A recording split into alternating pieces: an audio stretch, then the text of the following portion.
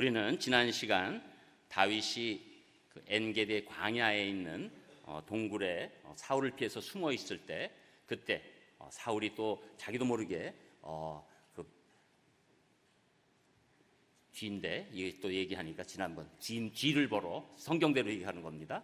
뒤를 보러 들어갔다가 그곳에서 이제 자기는 깜깜하고 다윗은 다 보고 있었던 거죠. 그럼에도 불구하고 결정적으로 다윗이 사울을 죽일 수 있는 기회가 왔음에도 죽이지 않고 옷자락만 자르고 이제 살려주고 떠나와서 사울에게 얘기하는 과정을 보면서 우리가 악을 이기는 길이 무엇인지 우리가 말씀을 나눴습니다. 이제 오늘 말씀의 배경이 사실 조금 깁니다. 오늘 여러분들이 읽으신 그 말씀보다 그 앞에 나와 있는 이야기가 조금 긴데, 그것을 제가 그냥 이야기처럼 여러분들에게 옛날 이야기 들으신다는 생각으로 조금 들으셨으면 좋겠습니다. 또 옛날 이야기 들으신다고 해가지고 또 우리 과거에 할아버지 할머니, 특별히 할머니께서 하실 때 들으면서 자라 이런 얘기가 아니니까 옛날 얘기를 잘 들어주셨으면 좋겠습니다.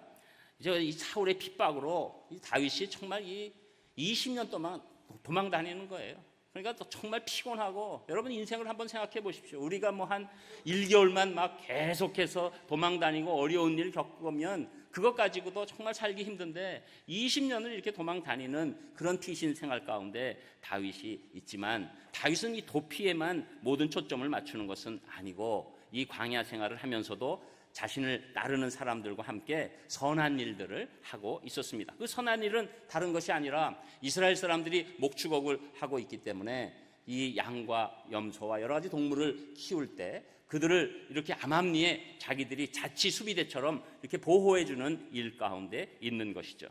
그래서 이스라엘 사람들이 이 다윗과 함께한 사람들에 의해서 많은 보호를 받고 특별히 목축에 굉장히 좋은 결과를 이루게 되는 것이죠. 그런데 이런 보호와 은혜를 받은 사람 중에 나발이라는 사람이 있습니다. 나발입니다. 이 미련한 사람이라는 뜻인데 우리가 쉽게 기억하기 위해서는 나발 부는 사람이다 해서 안 좋은 쪽으로 가면 기억이 쉽게 됩니다. 그래서 나발이라는 사람이 3,000마리의 양과 1,000마리의 염소를 소유하고 있는 부자라고 성경은 말씀합니다. 이제 나발의 목동들은 다윗의 일행이 늘 주위에서 지켜주기 때문에 16절 말씀에 보면 밤낮으로 이들이 든든한 울타리가 됐다 하는 그런 얘기를 이 종들로부터 듣게 되는 것이죠. 드디어 이제 양털 깎는 시간이 오니까 농사로 말하면 추수 시간이 온 것입니다. 다윗은 그 풍성한 시기에 나발에게 자기들과 함께한 사람들에게 그래도 같이 좀 나눌 수 있는 뭐가 있는 음식이 있는 그런 시절을 보내기 위해서 음식과 포도주를 조금 달라고 부탁하게 되는 것이죠. 자, 그래서 이런 부탁 가운데서 사실은 이 나발이 먼저 음식을 챙겨보내면 더 좋을 일인데 이 부탁하는 상황이 됐으니 그래도 이 부탁을 들어주겠지 하고 자기의 소년들을 보내게 됩니다. 그러나 이러한 다윗의 생각은 오산이었죠. 이 앞에 있는 10절에 보면 나발은 이렇게 얘기합니다. 다윗은 누구며 이새의 아들은 누구냐? 요즘 도망치는 종들이 많다는데 내가 알지 못하는 자에게 떡과 물을 주겠느냐? 이렇게 온 소년들에게 운전박대를 하는 것이죠. 이것은 다윗이 사울왕을 떠나서 제멋대로 나돌아다니는 배신자로 표현하게 되는 것입니다. 지금 다윗은 사울 때문에 이 인생이 완전히 망가져서 그럼에도 불구하고 하나님의 뜻을 지키기 위해서 정말로 고군분투하고 있는데 거기에다가 이 나발이라는 사람이 자기가 은혜를 받은 것을 생각하지도 않고 오히려 사울왕에 대한 배신자라고 아주 우습게 알면서 그 마음에 소금을 뿌리는 큰 상처를 주게 되는 것이죠. 여러분, 우리는 이거 간단히 듣는 것 같아도 20년 동안 내가 이렇게 하고 있는데 걷다가 그런 얘기하면 이게 얼마나 피가 거꾸로 솟는 얘기겠습니까? 그래서 인간적으로 보면 오늘 다윗이 갖고 있는 이 분노는 충분히 이해할 수는 있어요. 여러분, 그래서 이제 잠언 15장 1절에서 보면 유순한 대답은 분노를 쉬게 하여도 과격한 말은 노를 격동하느니라. 여러분, 우리 인생 살면서 이 어떤 것들 관해서 얘기를 들을 때 이것이 하나님 안에서 잘못하면 이게 노를 격동하는 일이 될 수 있다는 것을 이제 우리가 한번 또 생각해 봐야 하는 시간이 되는 것이죠. 어쨌거나 이제 다윗은 선을 악으로 갚는 나발에 대해서 분노를 차길 수가 없습니다. 그래서 21절에 보면 내가 내일 아침까지 그에게 속한 모든 남자 가운데 한 명이라도 남겨두면 하나님께 무슨 벌을 나에게 내리셔도 좋다 하는 완전히 마음이 그냥 막 분노로 올라가고 이 경솔한 말을 해버리고 이제 이 나발 가정 그 몇몇 되지 않는 사람들을 향해서 사람들을 400명이나 출동시키게 되는 것이죠. 여러분, 다윗이 도망다녀도 이 400명은 싸울 수 있는 사람이고 이 나발의 가족들은 아무것도 아닌 것이죠. 이제 나발의 가족은 다 이 특별히 그 안에 있는 남자들은 죽은 거나 마찬가지고 그의 집은 풍지박산난 거와 마찬가지가 된 겁니다. 여러분, 이 일이 얼마나 이게 작은 일 같은데 큰 일로 바뀌었습니까? 다윗은 이제 이 엄청난 일을 할 수밖에 없고 또 한쪽에서는 많은 사람들이 죽을 수밖에 없는 이 상황 가운데 어떻게 보면 다윗의 상황은 충분히 이해할 수 있을지 몰라도 다윗은 지금 영성으로 이 모든 것을 대처하는 것이 아니라 자기 혈기로 이 모든 것을 대처하고 있는 안타까운 모습이 이 오늘의 말씀의 배경이 되는 것이죠. 여기까지 쫓아오신 거죠? 예, 아니면 또 편안한 시간이네 이러신 건가요? 그래서 이때 근데 중요한 사람이 나타나요. 오늘 주인공인 아비가일이라는 여인이 나타납니다.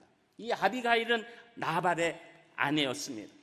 그래서 이 아비가일이 이때 나타나지 않아서 중지하지 않았다면 결국 다윗은 정말 그렇게 죽일 것까지 아닌 일에 수많은 사람들을 죽이게 되고 또 나발은 비참하게 살해되었을 그때 아비가일이 화해자가 돼서 이 비극을 막게 되는 놀라운 일이 일어나게 되는 것이죠. 그래서 오늘 이 아비가일을 통해서 세상에서 화평을 만들고 화해자로 살 수 있는 길에 관해서 우리가 세 가지로 말씀을 나누기로 하겠습니다.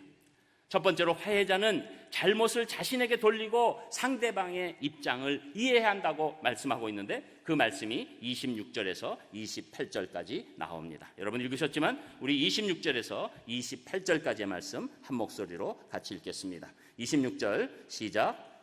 내 주여 여호와께서 살아계심을 두고 맹세하노니 내 주도 살아계시거니와 내 주의 손으로 피를 흘려 친히 보복하시는 일을 여호와께서 막으셨으니 내 주의 원수들과 내 주를 해하려 하는 자들은 나발과 같이 되기를 원하나이다. 여종이 내 주께 가져온 이 예물을 내 주를 따르는 이 소년들에게 주게 하시고 주의 여종의 허물을 용서하여 주옵소서. 여호와께서 반드시 내 주를 위하여 든든한 집을 세우시리니 이는 내 주께서 여호와의 싸움을 싸우심이요 내 주의 일생에 내 주에게서 악한 일을 찾을 수 없음이니이다. 아멘. 자, 여러분 여기서 내주 하는 것은 다윗으로 바꿔 읽으셔야 읽으실 때 편하게 됩니다. 아비가일은 나발의 무례함에 대해서 종으로부터 자세히 듣게 됩니다. 그리고 18절에 보면 급히 떡 200덩이와 포도주 2가죽 부대와 자기가 정성스럽게 요리한 음식들을 풍성히 준비해서 다윗 앞에 나아가게 되는 것이죠. 오늘 이 말씀 가운데서 화해자는 또 사과를 해야 되는 사람은 시간을 끌지 말고 즉시 해야 한다는 것을 보여주고 있는 것이죠. 이 시간을 놓치면 아무리 사과해도 해결할 수 없는 그런 시간, 그런 순간이 오게 되는 것이죠. 아비가일이 다윗에게 이렇게 즉시 사과하지 않았다면 나발과 나발의 남자 가족들은 아마 다 죽었을 것입니다. 또한 아비가일은 이렇게 다윗 앞에 무릎을 꿇을 뿐 아니라 25장에서 자신을 6번이나 다윗에게 당신의 여종이라고 얘기하고 다윗을 무려 29번이나 내 주라고 얘기하고 있는 것입니다. 그러면서 중요한 것은 이 위에 보면 24절에 내 주여 원하건대 이 죄악을 곧 내게로 돌리시고 라는 말을 하는 것이죠. 자기 남편 나발의 모든 죄가 곧 자기 죄라고 말하고 있는 것입니다. 여러분 아비가일이 무슨 죄가 있습니까? 미련하고 포악한 남편 둔 죄밖에 없잖아요. 그런데 지금 자기가 그 모든 죄악 가운데 있다고 고백하는 일을 하고 있는 것이죠. 이 당시뿐만 아니라 이 당시는 더 했겠죠. 지금도 우리가 가장됨이 무엇입니까? 가장됨은 가족에 있는 모든 일을 책임져야 되기 때문에 가장이라고 하는 것이죠. 그래서 우리 이 하나님께서 남자가 더 똑똑하고 더 우위에 있고 더 모든 것들을 판단을 잘해서 가장을 시키신 것이 아니라 남자로 태어났을 때 결혼하면 남자를 그냥 가장으로 삼아 주시는 겁니다.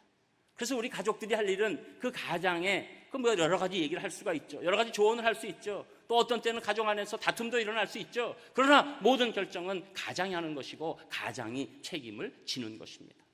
그런데 가장이 책임져야 될 판에 지금 거꾸로 아내인 아비가일이 자기가 이 일에 대해서 상관도 없었는데 책임을 지겠다고 나아가게 되는 것이고, 아비가일은 남편의 그 위기에서 이 지금의 남편의 모든 실수를 떠안고 있는 모습을 보이고 있는 것입니다. 그래서 남편의 죄가 자신의 죄다 그러면서 이제 분노를 식히고 이렇게 잘못을 인정하고 또 심지어 잘못을 자신에게 돌리고 있는 것입니다. 그러면서 26절에 보면 우리 남편들은 싫어할지 모르지만 이 얘기를 하면서 이 모든 것들 다 이런 것들을 하나님께서 하고 있으니까 이 내주를 헤아려 하는 자들은 나발과 같이 되기를 원합니다. 여러분, 이거 얼마나 기분 나쁜 얘기예요. 남편 입장에서 당신이 이렇게 모든 이상하게 되는 그 상황에서 이렇게 당신을 헤아려 하는 모든 자들은 내 남편과 같이 되기를 원합니다. 이 얘기를 왜 하는 겁니까? 남편을 비하하고 남편을 꺾으려고 하는 게 아니라 지금 다윗의 입장 안에 이 아비가일이 들어가고 있는 거예요. 얼마나 분노가 심합니까? 다윗은 이 나발의 가족과 이 재산을 지키는 그런 역할을 해줬음에도 불구하고 이런 공격을 했는데, 그렇기 때문에 자기 남편이 미련한 짓을 했다는 것을 얘기하고 있는 것이죠.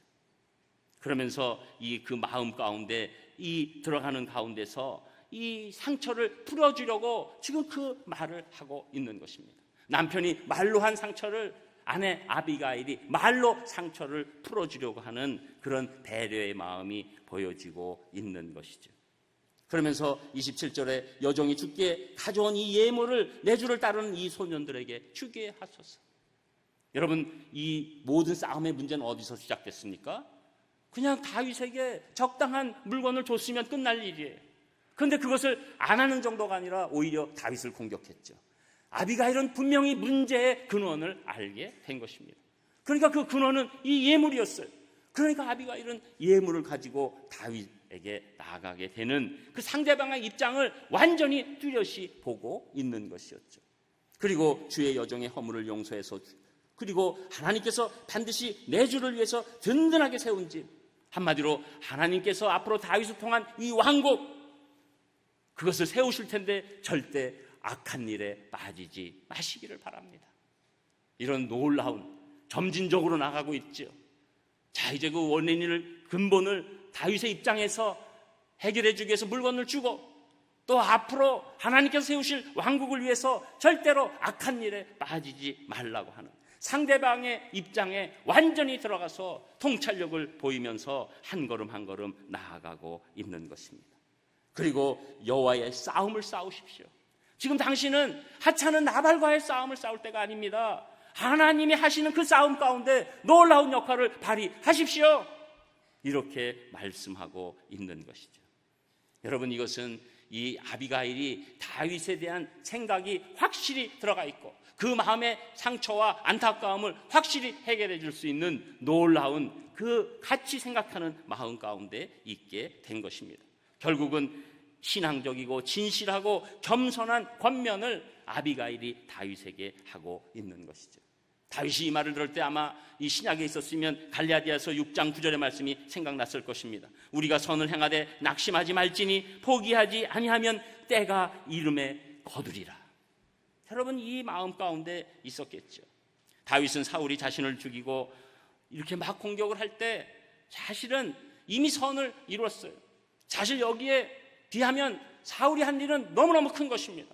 하나님의 도우심으로 그동안에 자기 마음을 억누리고 사울에 대해서 원수를 갚는 것이 아니라 오히려 하나님의 기름 부으심 받은 자를 인정하고 믿음으로 행동했는데 오늘 이 작은 일 가운데 소위 우리 말대로 뒤집어진 거예요.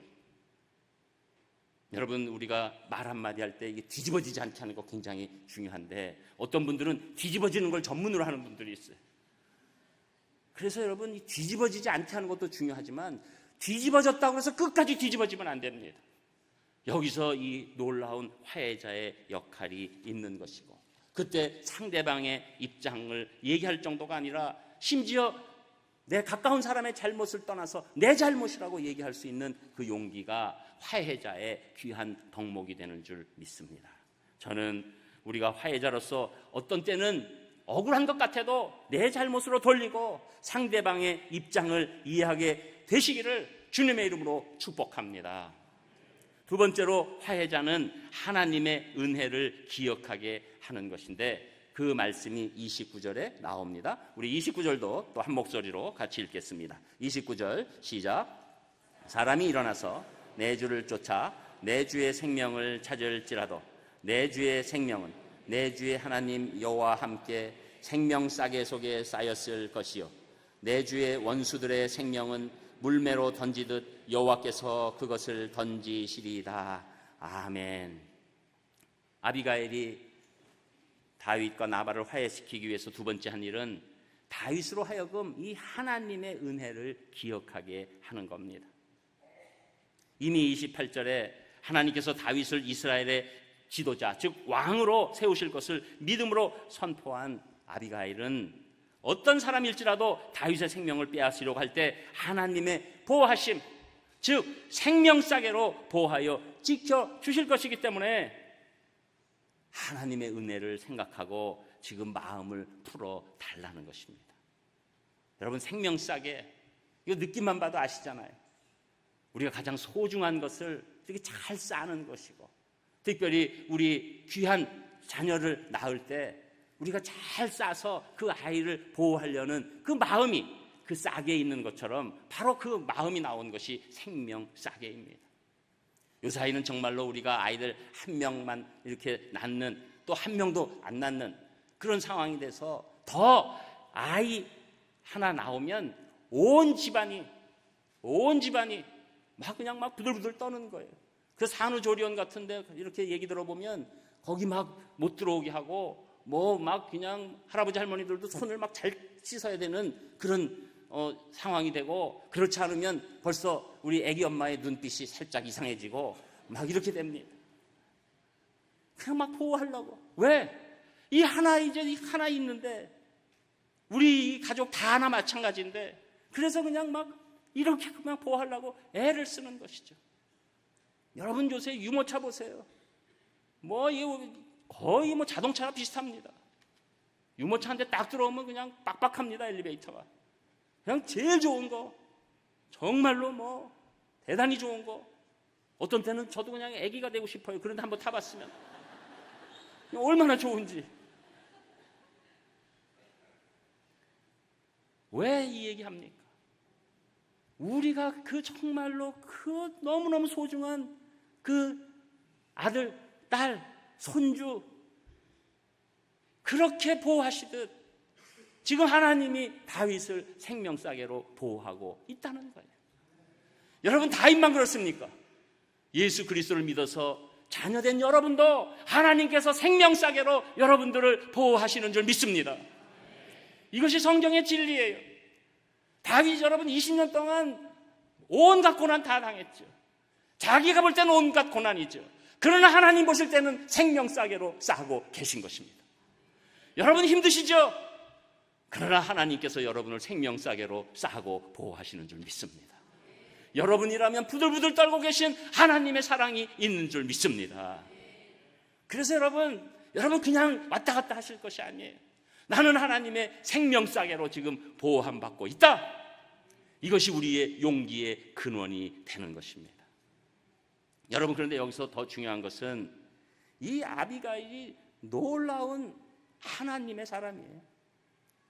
여기서 무슨 얘기를 하냐면 내 주의 원수들의 생명은 물매로 던지듯 여호와께서 그것을 던지신다. 내 주 다윗이죠. 다윗의 이 모든 원수들의 생명에 대해서 물매로 던지듯이 하나님께서 그들을 던지실 것이다. 그런데 여기서 중요한 단어가 뭐죠? 물매. 물매하면 뭐가 생각나십니까? 골리앗과의 싸움이 생각나죠.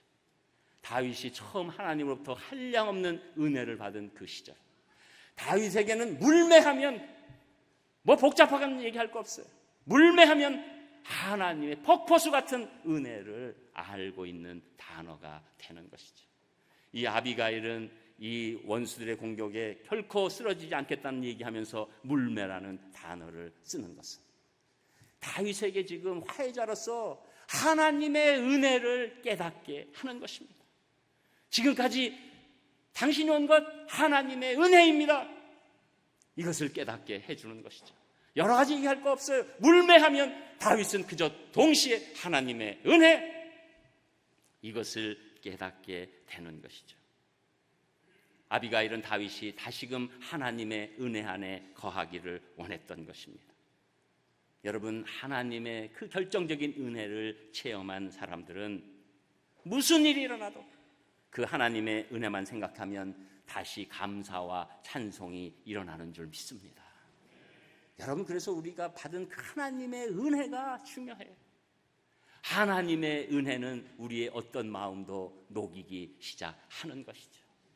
내가 그때 죽을 수밖에 없었던 그 상황에서, 내가 그때 좌절할 때, 내가 쓰러질 때, 한치의 소망도 없을 것 같은 때 하나님이 나에게 은혜를 베풀어 주셔서 내가 그 상황을 빠져나왔지 하는 생각만 하면 이 세상에서 용서 못할 것도 없고, 이 세상에서 끝까지 내가 분노로 살 것도 없고, 내가 끝까지 주먹을 쥐고 부들부들 떨 필요가 없다는 것을 알게 되는 것입니다. 아비가일은 바로 그 하나님의 은혜를 마음속 깊이 담겨졌던 다윗의 마음에서 끌어내게 되는 것이죠. 저는 오늘 이 시간 우리 사랑하는 성도님들 마음 가운데 하나님의 그 은혜들이 다시 회복되시기를 주님의 이름으로 축복합니다.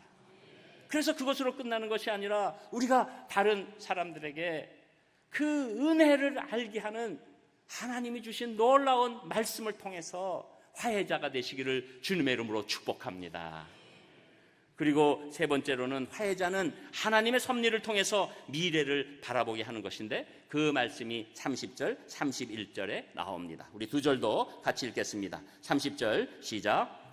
여호와께서 내 주에 대하여 하신 말씀대로 모든 선을 내 주에게 행하사 내 주를 이스라엘의 지도자로 세우실 때 내 주께서 무죄한 피를 흘리셨다든지 내 주께서 친히 보복하셨다든지 함으로 말미암아 슬퍼하실 것도 없고 내 주의 마음에 걸리는 것도 없으시니 다만 여호와께서 내 주를 후대하실 때 원하건대 내 주의 여종을 생각하소서 하니라. 아멘. 여러분, 아비가일은 오늘 본문에서만 여호와께서라는 말을 6번이나 하고 있어요. 그리고 30절에 오늘 시작할 때 여호와께서, 하나님께서 말씀하신 대로 내 주에 대해서 모든 선을 행하기를 바란다고 고백하고 있는 것이죠. 아비가일은 모든 인생이 하나님의 주권 안에서 하나님의 섭리 가운데 일어나고 있다는 것을 확신하고 있었던 것입니다. 그래서 다윗이 직접 원수 갚는 일을 막는 분도 하나님이시고 또 미래를 위해서 지금 피를 흘리지 않고 하나님 앞에 나아가게 하는 것, 하나님의 섭리 가운데 있다는 것을 알게 해 주는 것이죠. 그리고 지금 놀라운 것은 이 미래를 이렇게 바라보면서 이게 예언적 바라봄이 아니에요. 하나님께서는 분명히 말씀대로 내 주 다윗을 왕으로 세워 주실 줄 믿습니다 고백하면서 그렇게 됐을 때 무죄한 피를 흘리셨다든지 친히 보복하셨다든지 그러므로 말미암아 내 주 다윗께서 마음에 슬퍼할 것도 없고 마음에 걸리는 것도 없게 될 터이니 하나님께서 그 일이 이루어질 때 조금도 거리낌 없이 살도록 지금 이 복수하는 마음을 내려놓으세요. 이런 얘기예요. 하나님의 섭리가 있기 때문에 미래가 확정된 것이기 때문에 그것을 바라보면서 우리의 현재 행동을 해달라는 놀라운 권면이 되는 것입니다. 여러분, 우리가 믿는 이 기독교 신앙의 확실한 것은 무엇입니까? 우리의 미래가 보장되어 있는 것입니다. 부르심을 입은 모든 분들에게 미래가 보장된 줄 믿습니다. 모든 것이 합력해서 최선으로 바뀔 줄 믿습니다. 이것이 우리 크리스찬들의 인생이요, 더 가장 강력한 우리의 미래는 천국인 줄 믿습니다. 여러분, 왜 우리 크리스찬들이 끝까지 힘을 냅니까? 왜 우리 북한에서 지하교회에서 그 핍박 가운데 고통 가운데 정말로 목숨을 걸고 예배드리는 그분들에게 왜 확실한 기도와 찬송이 있습니까? 그것은 우리에게는 확실한 미래가 보장되어 있기 때문입니다. 영생을 주실 뿐만 아니라 이 인생에서도 합력해서 어느 것도 다 하나님이 사용하셔서 놀라운 일로 바꿔주실 줄 믿습니다. 부르심에 응답하는 우리에게는 하나님의 한량없는 은혜가 보장되어 있는 놀라운 삶으로 인도하시는 것이죠. 그렇기 때문에 여러분, 우리가 하나님의 섭리를 인정하고 하나님의 모든 주권을 인정하게 되면 지금 이 땅에 나에게 손해보는 것 같아도, 억울한 것 같아도, 힘든 것 같아도 하나님의 말씀에 순종하게 되는 것입니다. 화해자는 바로 이 말씀에 순종해서 놀라운 능력으로 나가는 것이고, 미래를 하나님께 맡기고 우리는 오늘을 올바르게 판단하고 말씀대로 판단하고 살아가게 되는 것입니다. 저는 여러분들 미래를 보장되어 있으니까 미래를 하나님께 맡기시고 오늘 하나님의 말씀으로 판단하셔서 용기 있게 살아가시기를 주님의 이름으로 축복합니다. 여러분, 크리스찬들은 여기에 용기가 있는 거예요. 무슨 세상에서 어떤 걸 주기 때문에 용기가 나는 게 아니라 하나님께서 우리의 미래를 확실하게 보장해 주시기 때문에 거기서부터 용기가 시작되게 되는 것입니다. 아비가일이 다윗에게 이 섭리와 미래를 언급하니까 다윗은 은혜에서 이미 녹았다가 지금은 완전히 무장해제야 됩니다. 하나님의 섭리와 그 놀라운 역사로 당신이 왕이 되는데 그 시각에서 지금 나발을 보십시오. 여러분, 우리도 그렇잖아요. 여러분이 지금 하나님 섭리하셔서 어떤 합력하셔서 어떤 선으로 어디에 도달시켜 주시는데 그 시각으로 지금을 보면 여러분의 행동은 어떻게 되겠습니까? 여러분, 많은 정치인들의 그 청문회 가운데서 그분들이 자기가 장관 될 줄 알고 그분들이 뭐가 될 줄 알고 그랬으면 그때 그랬겠습니까? 그때는 나 뭐 장관도 안 될 건데 난 뭐도 안 될 건데 나 뭐 대통령 나가지도 않을 건데 나 국회의원 나가지도 않을 건데 뭐 어때? 그러다가 그때 그냥 행동하니까 결과가 지금 오는 것이죠. 똑같습니다. 지금 우리가 하나님이 보장해 주신 미래를 붙잡고 지금 현실을 온전히 판단하면 하나님께서 놀라운 은혜를 베풀어 주시는 거죠. 그런데 세상에 휘잡혀서 내 인생 아니야, 그냥 내 멋대로 살아야 돼, 내가 그냥 원하는 것, 내가 지금 이 단기적인 이익에 내가 뺏기면 안 되지, 내가 억울한 거 있으면 풀고 말아야지, 복수해야지, 다 내가 갖고 있는 것으로 해결해야지, 그러고 살기 때문에 오히려 우리 미래가 망가지게 되는 것입니다. 여러분, 우리는 하나님이 주신 과거의 은혜로 살고 하나님이 보장해 주신 미래를 바라보면서 말씀대로 오늘을 사는 줄 믿습니다. 이때 우리 성도의 삶이 과거, 현재, 미래가 아름다운 균형 가운데 승리하게 되는 줄 믿습니다. 여러분, 그래서 다윗은 32절에서 35절에 보면 이 아비가일이 이 하나님께서 보내셨다, 이 여인이 그냥 여인이 아니다, 이 여인이 하나님께서 보내셨다. 여러분이 화해자로 살게 되시면 그 상대방이 이 사람이 하나님이 보내셨구나라고 말씀하게 될 것입니다. 이 일은 결국은 완전히 다윗 마음을 무장해제하고 결국 다윗이 살의로 시작해서 하나님의 은혜로 끝나는 놀라운 결말을 갖게 되는 것이죠. 여러분, 그런데 오늘 이 아비가일의 놀라운 신앙의 모습을 보면서 우리는 아비가일을 넘어서야 돼요. 그것은 최고의 화해자이신 예수님을 바라봐야 합니다. 예수님은 팔복설교에서 마태복음 5장 9절에 보면 화평케 하는 자는 복이 있나니 저희가 하나님의 아들이라 일컬음을 받을 것이니요. 여러분들이 화해자가 되실 때 하나님은 당연히 여러분을 향해서 하나님의 아들, 딸이라고 불러주실 것입니다. 그런데 예수님은 정말로 그렇게 하나님과 우리의 화평을 위하여 아비가일이 남편 나발의 잘못을 자신에게 돌린 것 같이 우리의 모든 죄악을 자신의 것으로 돌리는 십자가의 죽음을 당하셨습니다. 또한 우리 인간의 몸을 입고 오셔서 아비가일이 다윗의 입장을 이해하는 것처럼 우리 인간의 아픔을 동정해 주셨습니다. 그래서 히브리서 4장 15절에 보면 우리에게 있는 대제사장은 우리의 연약함을 동정하지 못하실 리가 아니요 모든 일에 우리와 똑같이 시험을 받으시니로되 죄는 없으시니라. 예수님은 여러분 한 분 한 분을 동정하셨기 때문에 십자가에 달리신 줄 믿습니다. 더 나아가서 예수님은 부활하신 후에 예수님을 배반하고 도망간 제자들에게 아비가일이 다윗에게 하나님의 은혜를 상기시킨 것처럼 그 갈릴리 호수에서 떡과 물고기를 구워주시면서 직접 먹으라고 하시면서 그때 호숫가에서 일어난 기적들을 상기시키시면서 예수님이 베푸신 은혜를 깨닫게 하여 주신 것이죠. 그러니까 베드로를 비롯한 모든 제자들이 완전히 예수님 앞에서 녹기 시작한 거예요.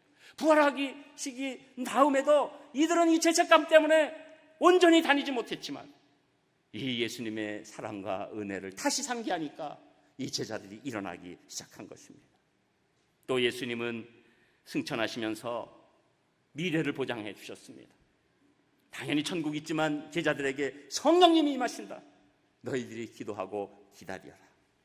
아비가일이 다윗에게 미래의 확신을 준 것처럼 미래를 향해 두려움 없이 성령님의 인도하시면 우리가 승리할 수 있다. 우리의 미래가 보장된다. 라는 것을 말씀해 주신 것입니다. 여러분, 그래서 이제 이 우리가 화해자 되는 것은 우리의 힘이 아닙니다. 우리가 예수님의 사랑에 거할 때 진정한 화해자가 되는 줄 믿습니다. 아비가일이라는 이름 뜻, 이게 바로 내 아버지가 기뻐하심이에요. 그 아비가일이라는 이름이 내 아버지가 기뻐하심. 우리가 예수님 본받아서 화평케 하는 자들로 살아갈 때 우리 하나님 아버지께서 기뻐하실 줄 믿습니다. 기도하겠습니다. 하나님, 감사를 드립니다. 오늘 저희들 세상에서 화평케 하는 자로 살게 도와주시고 저희 힘으로 안 되오니 예수님의 그 사랑과 은혜에 거할 수 있도록 인도하여 주시옵소서. 예수님 이름으로 기도합니다. 아멘.